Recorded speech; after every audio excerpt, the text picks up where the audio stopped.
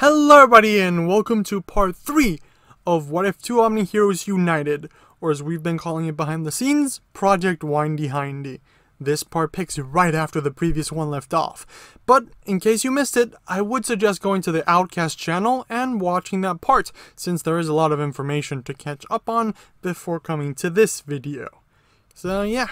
If you happen to be enjoying the series and want more, don't forget to hit that like and subscribe buttons. It's always fun it always lets us know that you guys are enjoying it and want more.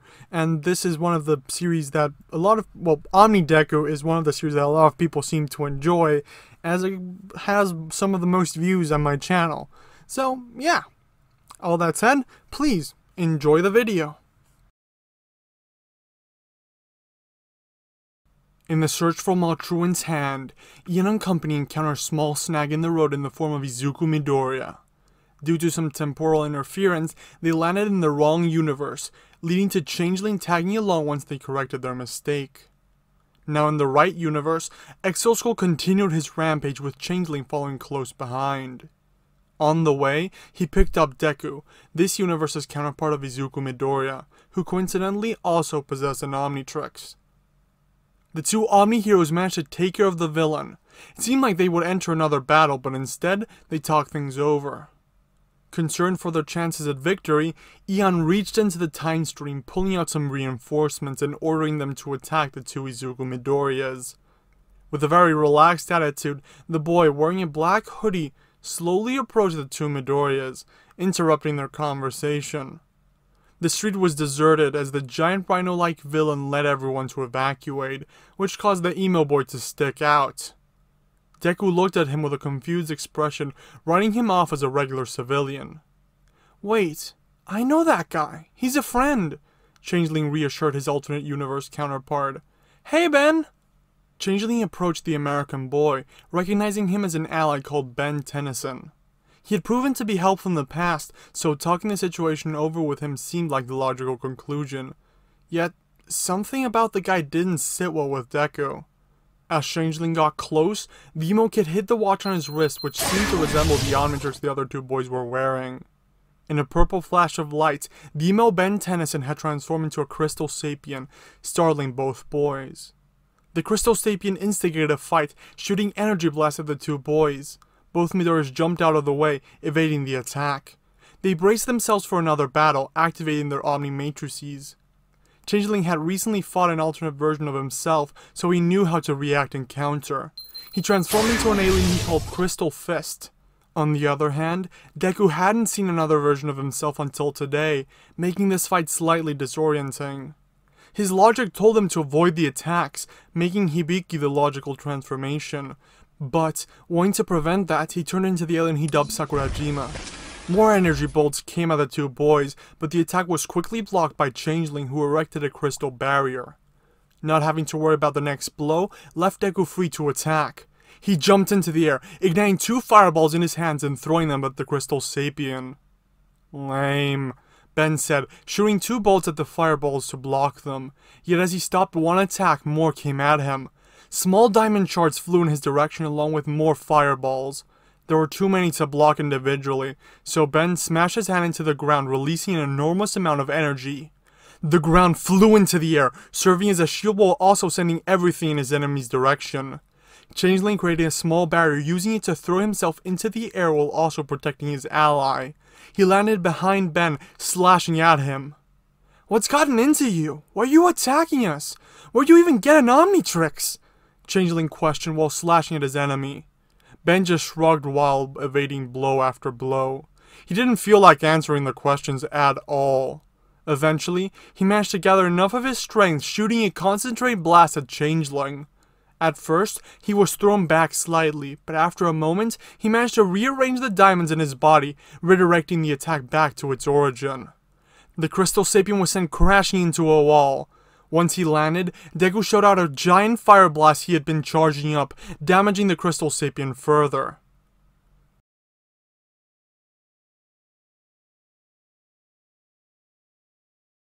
Deku proposed, a theory that seemed quite sound to Changeling.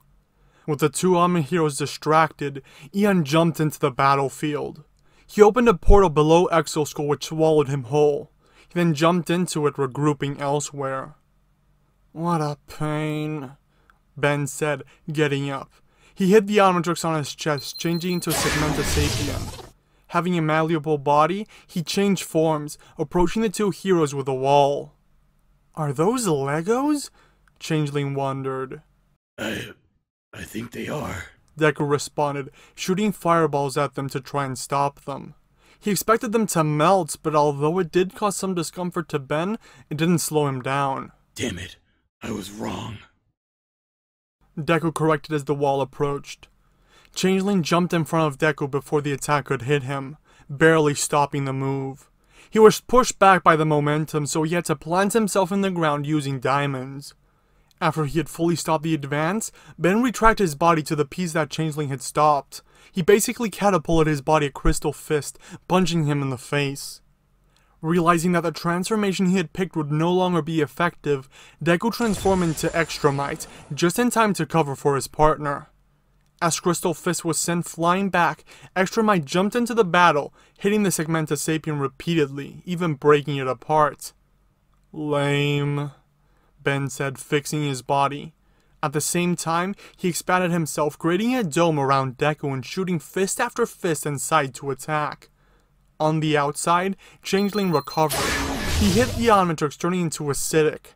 He then jumped into the fray, landing on top of the dome, melting the Segmenta Sapien apart. The pain forced Ben to retract, forming his body a couple meters away. Are you okay? He asked his alternate self, who had been forced to endure a barrage of attacks. That's fine, Deku responded, getting back up. Great, Changeling responded, heading towards the Segmenta Sapien.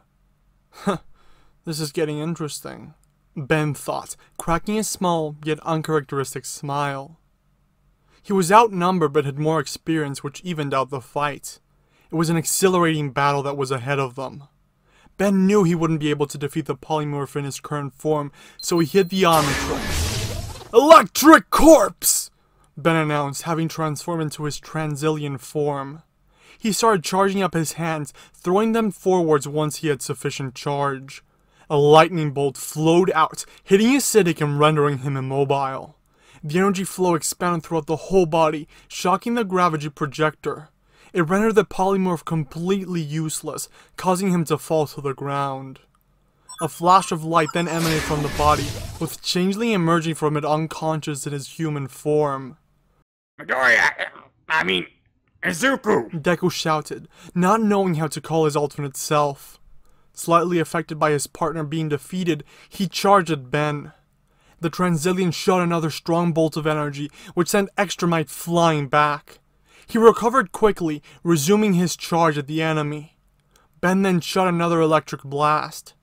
As his opponent charged up, Deku stopped for a moment, grabbing a piece of the ground to block. Once the attack had been blocked, he threw the piece at his opponent to distract him. But Electric Corpse easily broke apart the piece of concrete with his electricity, using the rest to hit Extramite back again. Recognizing that he wouldn't be able to approach his enemy like this, Deku hit his Omnitrix again, emerging from the ensuing flash of light as Keshose. Deku rushed at his opponent.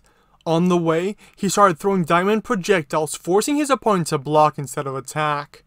Electric Corpse used his electromagnetic abilities, pulling pipes from the ground to block the attacks. Water came gushing out of the pipes, raining the battlefield with water. Deku got close enough, punching his opponent twice. Ben punched back, but Keshose evaded, placing both hands on the floor. A giant diamond slope shot out of the ground, sending Electric Corpse crashing further down the road. Recognizing that he wouldn't beat the Petro Sapien like this, he transformed again, turning into his Apoplexian form. Let me tell you something! What's the point? He shouted, oddly melancholically, jumping towards the Petro Sapien. Deku tried hitting the approaching Apoplexian, but thanks to his cat-like reflexes, Ben was managing to evade the attacks, allowing him to get in close. Seeing him approach, Deku formed one of his arms into a shield, making a sword with the other. He wanted to be able to hold out in close combat. The Apoplexian slashed repeatedly, attacks which Deku managed to block with his shield. After a couple attacks, an opening presented itself. Deku took full advantage of it, slicing at his opponent. Ben managed to catch the blade, pushing his opponent away with a kick. "Yeah, Wrath doesn't think this is so lame," Ben said, charging at his opponent in all fours. "Show me what you're made of." As he approached, Wrath jumped into the air, wanting to smash at his adversary. Seeing this coming, Deku was going to shoot a diamond projectile at him, but he timed out before this was possible, returning to his human form. He didn't want to be hit, so he jumped out of the way, but the impact of the hit still threw him back. Some debris landed on his head, knocking him unconscious. "Man, that was so lame!" Wrath complained, slightly disappointed how the battle had ended. He hid the Omnitrix, returning to his human form. He walked towards the Izukus. As he did, he started hearing approaching sirens. They were getting close, so he decided to leave. "Whatever," he said as he started walking, putting his hoodie back on. He was supposed to eliminate the two Izukus, so he had just left his job half done. An unconscious changeling started moving around in distress. Suddenly, his eyes opened wide and he jumped back to his feet, ready for battle. He still thought he was in the middle of a battlefield and wanted to help out as soon as possible. Not realizing he had been moved, he hit his head against the roof. "Ah!" he whined, putting both hands on his forehead, wanting to soothe the pain. He got down from the bed, wanting to look around the room. He was in a greenish-colored room. Around him was a sink with a mirror, a toilet, and the bed he was sitting on. There was also a door that followed a particular pattern, making him realize where he was. "Why am I in jail?" he wondered, not remembering what got him here. He recognized the plumber's cell since he had seen it before, although never from this close or from this side. He then looked at himself, finding that a binding had been placed over the Omnitrix, so he wouldn't be able to escape for the time being. In another room, a plumber observed through a monitor, informing his superiors about the development. "Prisoner 10 has regained consciousness." "Good. Move him to interrogation room 7. A man with black eyes and hair said, double-checking the monitor. He grabbed an envelope and left the room, heading to interrogation room 7. A couple of minutes later, the man arrived in the room, finding that the boy had already been moved there. "Hi, sorry if I made you wait," the man said as he entered. "Detective Tsukauchi?" Changeling wondered as he saw the detective that had helped out during the USJ. "What are you doing at a plumber's facility?" "So you're cut up. Good. I have a couple questions for you. If you answer them honestly, then you'll be on your way within no time," Tsukauchi said. "I'm sure you have many questions yourself, so if there's anything you'd like to ask, please do it before we get started." "Why was I in one of the plumber's cells? Since when do you have anything to do with the plumbers? Why did you bind my Omnitrix? What is even happening?" Changeling asked, voicing all the questions he could come up with at once. "Your first and third questions have a little bit to do with each other. Both are for our safety. We don't know you or where you came from. It was a precaution in case you proved to be a threat. I've been working with the plumbers for a few years now, ever since an abduction case concerning the Limax species. As for your last question, we were hoping you could tell us," Tsukauchi answered. The Midori in front of him gave a puzzled look. "Let's start from the beginning. Please state your name, age, and any other relevant information for the record," Tsukauchi requested. I'm Izuku Midoriya, 16 years old.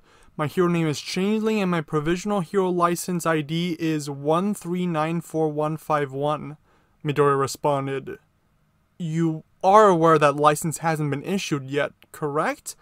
Tsukauchi asked. "What?" Midoriya wondered, reaching into his pocket and pulling out the ID.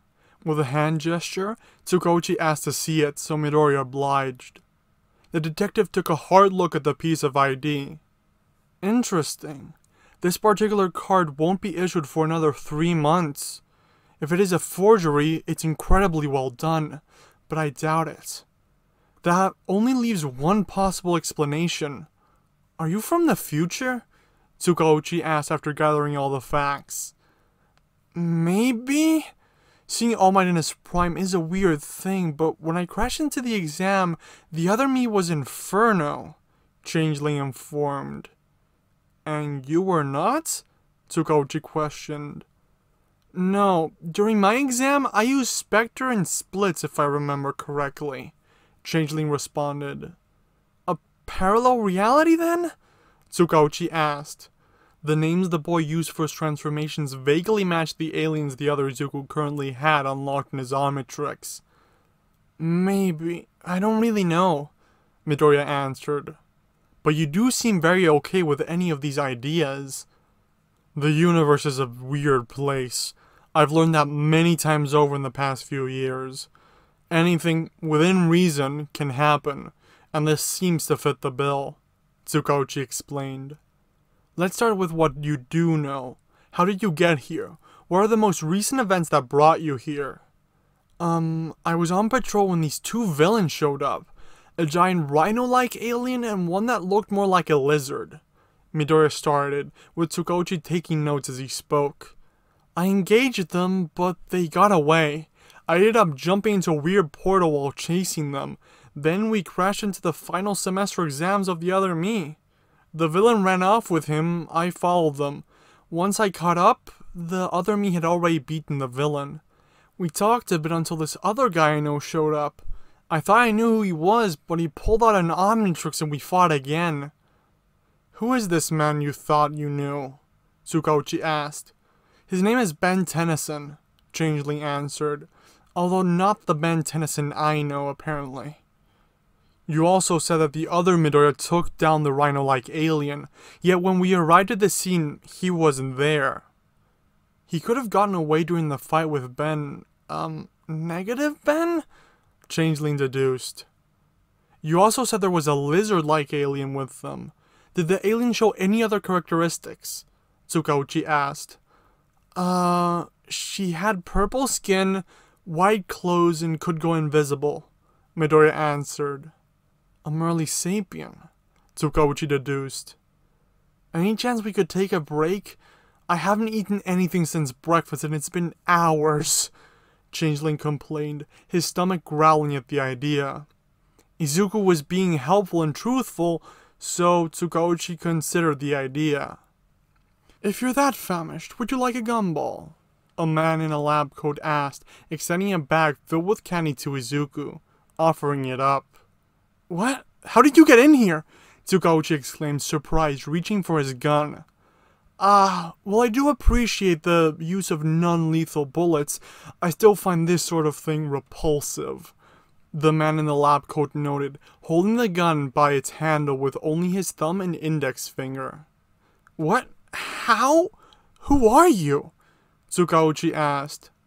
His name is Professor Paradox, Changeling informed. Right, we've met in this timeline, however briefly, Paradox noted. You know this man? Tsukauchi asked, still thinking Paradox a threat. Pardon the interruption. It seems I'm 5 seconds early, Paradox noted while looking at his pocket watch. 5, 4, 3, 2, and... Just as he had predicted, the door opened with a Petrosapien plumber entering the room. He informed the detective that the other Izuku had woken up. How did you...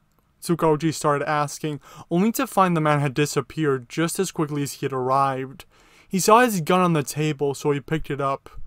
Where'd he go? I don't know. This happened last time too. He just shows up and disappears wherever he wants, Midoriya answered, not knowing much about the man. Anyway, come with me, he told the Midoriya in front of him. They both headed to the infirmary, picking up a snack on the way.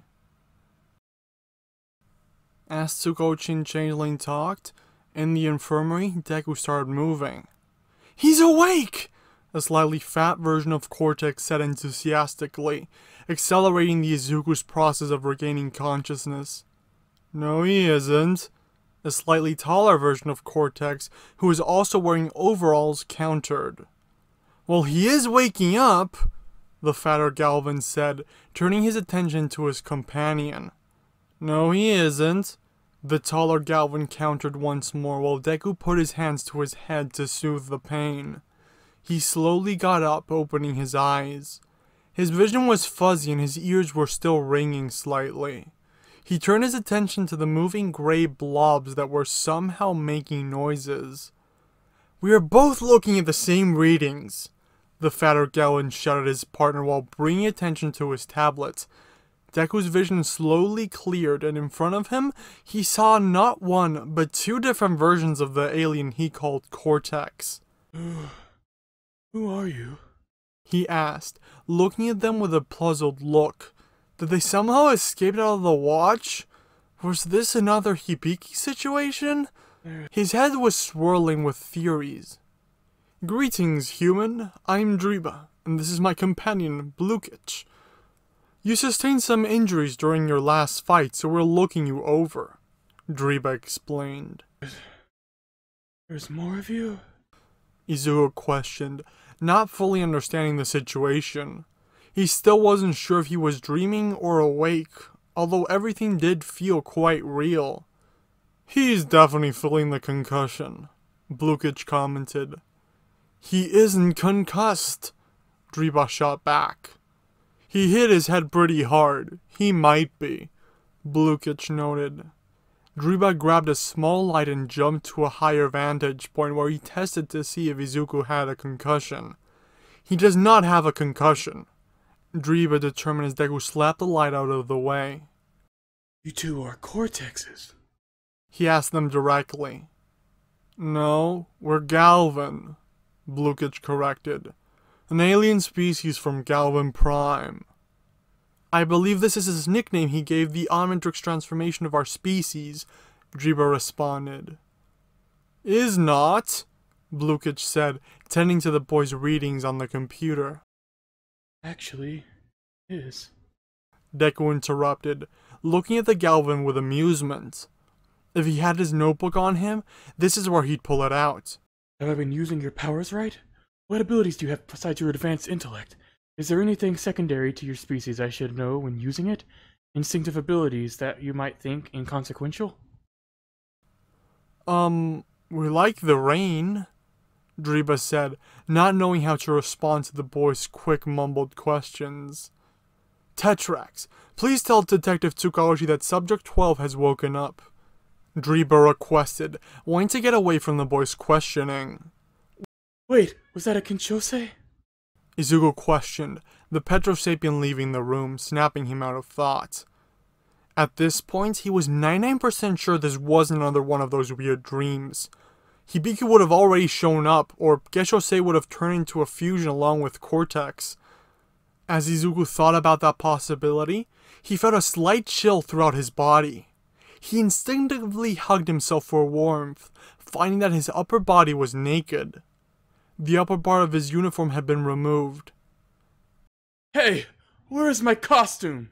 Izuku exclaimed. "We moved them over there," Blukich said, pointing at the table where the costume had been laid out.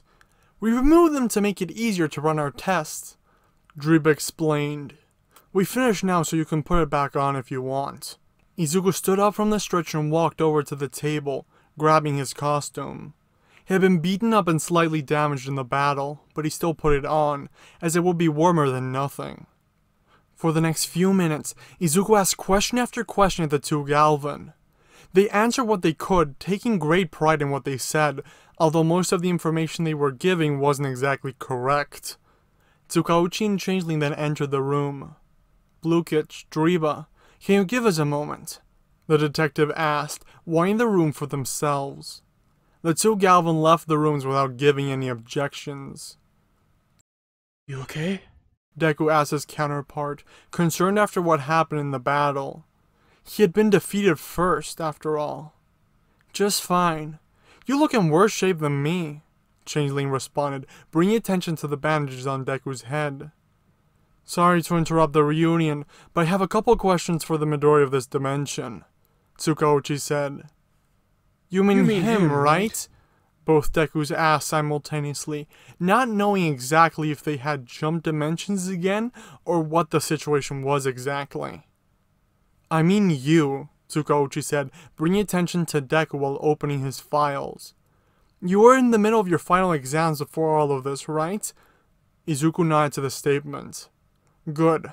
I called All Might on the way here and let him know you're alright. They say that it's okay, but you'll have to retake the exam at a later date. That's fine. Thank you. Is there any chance that you learned anything about that alien when he kidnapped you? Tsukauchi asked. No, sorry. The villain didn't even talk, Deku responded. Great. I was hoping to at least get a name, Tsukauchi said, letting out a slightly disappointed sigh. His name is Exoskull, Paradox said, appearing out of nowhere in typical fashion. His appearance startled everyone in the room. Oh, you again, Tsukauchi whispered, calming himself down. Who's that? Deku questioned, looking behind the man. There was only one entrance to the room, and that was behind them. How did he get here? I think it's his quirk or something of the sort, Changeling responded. Interesting. Another Izuku Midoriya. Professor Paradox at your service. I must say, it's quite rare to see two Izuku Midoriyas together. Even rarer is that both of you possess an Omnitrix, Paradox said, observing their wrists. Since you know so much, mind answering a few questions? Tsukauchi asked. Certainly. I'm always happy to help for a good cause, Paradox said. Okay then. How do you know who this guy is? Tsukauchi asked. I've encountered him and Subdora a couple times across my travels. We came into conflict numerous times during the Time War, Paradox responded. Subdora. Is that the Merly Sapien that was with him? Tsukauchi wondered, wanting to confirm his hunch. Paradox answered with a nod. Time War. What is that? Tsukauchi questioned. It is exactly what the name implies. A war fought across space-time, Paradox explained. So you know these two from the Time War. Are they time travelers too? Tsukauchi asked. Heavens no. They are mere thieves, although quite talented. One is a future genetic creation while the other is a Merly Sapien. They are, however, usually aided by a Time Walker. Judging by the particular brand, I'd say Eon is the one aiding them, Paradox informed, while both Izukus just looked at the conversation talking to each other to try and fill in the blanks. It was interesting but complex. The chronic signatures from this particular brand of time travel do not tend to last long, but you can detect them before it appears, Paradox said. I'd set your sensors to detect tachyon particles at a significant scale. You'll have better chances if you only focus on the south of Japan. Got it. Anything else? Tsukauchi asked as he looked at his notebook, writing down the instructions that Paradox had given him. When he looked back up, Paradox had once again vanished. I'm going to tell the others about this development. We need to intercept this as soon as it happens again, Tsukauchi announced, dashing to the exit. Any chance I can get this removed? Changeling asked as Tsukauchi left. He grabbed a key and tossed it at Changeling, who then used it to free the Omnitrix. Ah, that's so much better, he noted. In a way, he felt constricted without the ability to transform. Deku then put his hand to his head, heading back to the stretcher and sitting down. He needed to process everything that was going on. Everything okay? Changeling asked, taking a seat beside his counterpart. Oh, I can't believe I've been turning into aliens this whole time. I mean aliens! From outer space! He shouted, his mind slightly blown. This changed everything he understood about the world. So, you didn't know? I mean, I think seeing another version of yourself is a lot more freaky than finding out about aliens, Changeling said, trying to comfort his other self while also making light of the situation. Well, it's different when you've been turning into them, Deku responded. I guess you're right. I found out about them during my internship. I actually did it here, although I wasn't that shocked.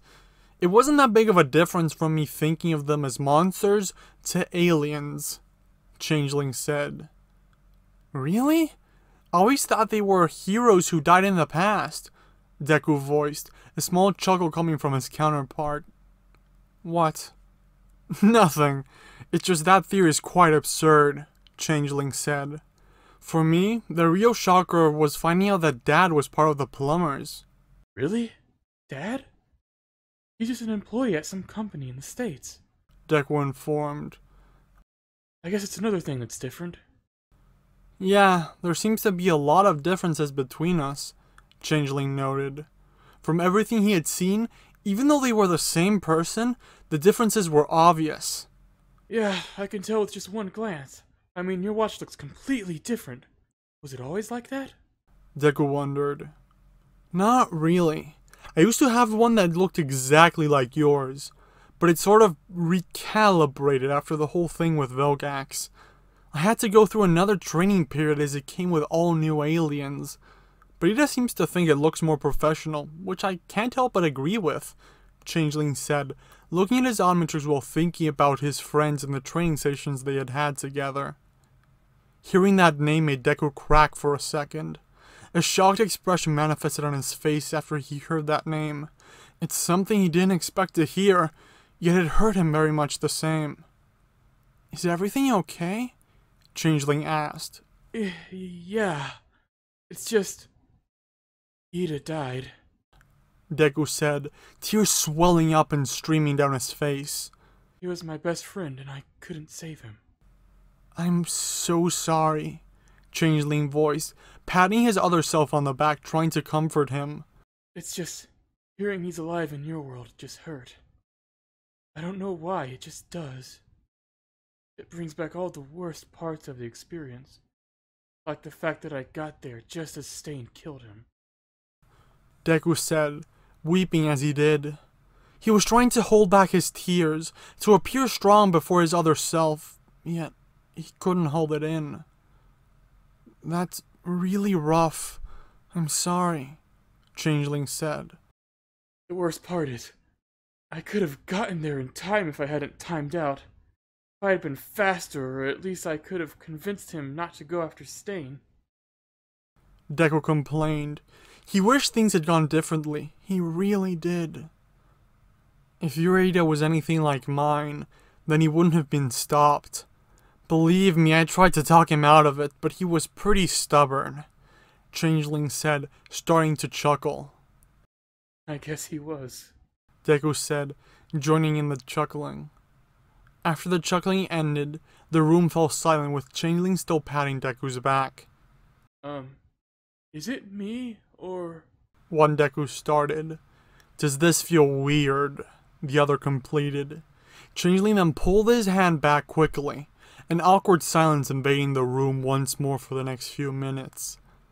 Anywho, if you're really that concerned about the hard time limits, I can always try changing the setting for you if you want. Changeling broke the silence. You can do that? Deku shouted enthusiastically. That could open up so many possibilities. He could go hero for longer.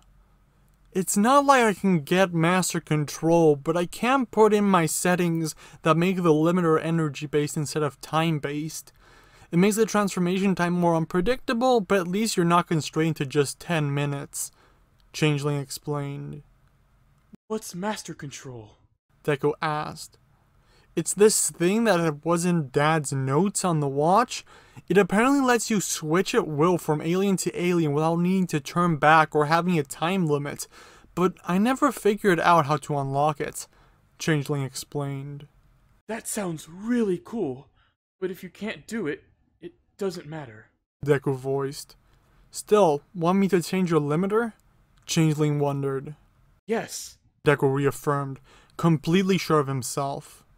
Okay, give me your Omnitrix, Changeling requested. Abiding by it, Deku stretched out his arm. Changeling opened up the faceplate and started messing around with the device. As he changed the settings, the device started changing too, morphing to resemble his Omnitrix. I kind of liked it more like it was before, Deku said. Right, sorry. Changeling apologized, trying to fix the accidental change. He didn't know how to make it look exactly like the previous device, but he did the best he could. When he was done, the watch looked more like a gauntlet, although it retained the colors and patterns of the original version. Does that work? Yeah, I quite liked it actually. Deku said, looking at his wrist, moving his hand slightly to test the feel. A couple sparks came off the device. Ah! Changeling let out, retracting his arm after that. He felt a weird tingling sensation. Both watches' faceplates changed to white for a moment, although none of the two Izukus noticed as they were making sure nothing happened with the sparks. Hopefully this will help you out in the next fight, Changeling commented. Yeah, I think it will, Deku said, looking at the new design of the Omnitrix. He couldn't help but admire it. As he looked, his mind drifted over to the other man who had the watch. What about the other Omnitrix user? He's going to be there too, right? I do think he is. That negative Ben seemed to be working with the villain. I think he was a distraction so he could escape, Changeling theorized. That makes a lot of sense, actually. Deku commented. If he shows up again, do you think we can beat him? I think we can, Changeling answered. There's two of us, so if we coordinate, we can defeat him. You wanna try that in the moment, or talk about it now? Deku asked. Well, we don't know what transformations he has aside from the ones he used, but we can do it now. We have time to strategize. Who knows when they'll find him, Changeling said, expecting it to take a while. You two should get ready for the coming battle, Professor Paradox informed, appearing once again. We are, Deku informed. Really? That doesn't look right, Paradox commented, looking at both heroes. He put his hand to his chin, trying to figure out what wasn't fitting. After a moment of thought, he realized what was wrong. Deku's costume had been severely damaged and torn in the previous battle, making it severely unbecoming of a hero. Wait a moment, Paradox said, disappearing into a portal. I would suggest you try this on. It might come in handy, Paradox said, reappearing moments later and handing Deku a change of clothes in a bag. Deku quickly changed into his new hero costume. Once he had changed into it, Tsukauchi showed up. We got a hit on where they're going to show up. They're heading to Saito City, he said. We're deploying less than 5 minutes, so get ready and head to the teleportation chamber. 3 minutes later, the two Midori's report to the chamber where they met up with many Plumber agents. Right after, the teleporter was activated, sending the troops to Saito City, where Eon, Exoskull, Subdora, and Negaben had already shown up and started searching for Maltruan's hand. And that's the end of the video, and also the end of the last part on my channel.